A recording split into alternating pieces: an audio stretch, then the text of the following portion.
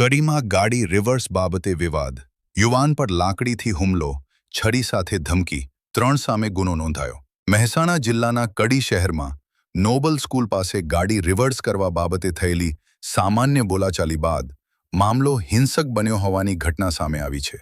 આ બનાવમાં એક યુવાન પર લાકડીથી હુમલો કરવામાં આવ્યો હતો અને છરી સાથે ધમકી આપવામાં આવી હતી.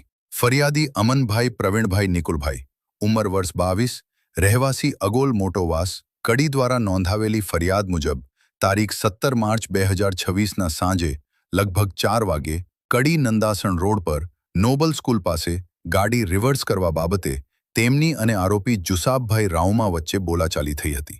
તે સમયે ગાળો બોલીને મામલો તણાવપૂર્ણ બન્યો હતો. પછી સાંજે લગભગ 4:30 વાગે કડી કોર્ટ સામે અશરફી હોટલ નજીક ફરી આરોપીઓ આવી પહોંચ્યા હતા, જેમાં શાહનવાજભાઈ જુસાબભાઈ રાઉમાએ ફરિયાદી સાથે ઝઘડો કરતા લાકડી વડે કપાળના ડાબા ભાગે માર માર્યો હતો.